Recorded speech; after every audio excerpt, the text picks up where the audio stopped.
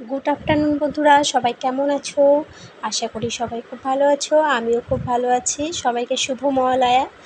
এই যে এটা আমরা কালকেরই ব্লগ। এটা কালকে আমরা যাচ্ছিলাম মামার জন্য জামা কেনাকাটা করতে। তো যাচ্ছিলাম গড়িয়া এম বাজারে। তো যেতে যেতে কতগুলো ঠাকুরের প্যান্ডেল হচ্ছিলো এখানে। কিছু কিছু জায়গায় আবার লাইটও লাগানো হয়ে গেছে। তো আমরা দেখতে দেখতে যাচ্ছিলাম। মাম্মাম তো খুব এক্সাইটেড, ও জামা কিনবে। যাই হোক, আমরা যাচ্ছিলাম এম বাজার, চলেও এলাম এম বাজারে। ওর বাবা গাড়িটা পার্কিং করে তারপরে আমরা ঢুকছি এম বাজার। যে মাম্মাম যাচ্ছে পাপার হাত ধরে, ও তো খুব এক্সাইটেড।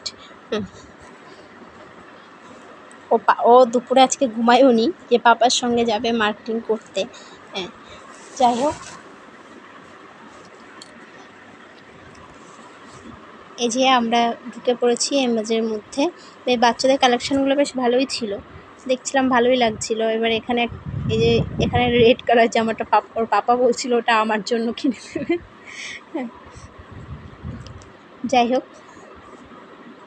তো আমি মাম্মামের জন্য এখান থেকে একটা ড্রেস চয়েস করেছিলাম, কিন্তু সেটা পরে আমি দেখিয়ে দেবো তোমাদেরকে এখান থেকে কোন ড্রেসটা মাম্মাম নিয়েছে। তারপরে আমার ভাগনাকে ফোন করেছিলাম যে বাজার কলকাতা বাচ্চাদের ভালো কোনো কালেকশান আছে কি। ভাগনা বললো যে ওখানে যেতে, বললো আছে। এবার আমরা গেছিলাম ওখান থেকে। যে দেখো, রাস্তা অনেক জায়গায় লাইটিং লাগানো হয়ে গেছে, কি ভালো লাগছে না দেখতে রাস্তাটা।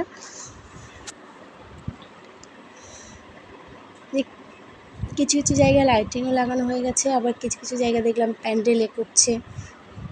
তো আমরা এখন চলে যাচ্ছি বাজার কলকাতা। ওখানে গিয়ে দেখলাম কালেকশন। ঠিক মাম্মামের একটা জিন্স পছন্দ হয়েছিল, কিন্তু সাইজটা ছোট হয়ে যাচ্ছিলো, ওই সাইজের পাচ্ছিলাম না ঠিকঠাক। তারপরে দেখে ওখান থেকে বাজার কলকাতা থেকে আর কিছু নিলাম না। পরে আজকে আবার বেরোবো সন্ধ্যেবেলা। যাই হোক বন্ধুরা, টাটা, সবাই ভালো থাকবে, সুস্থ থাকবে।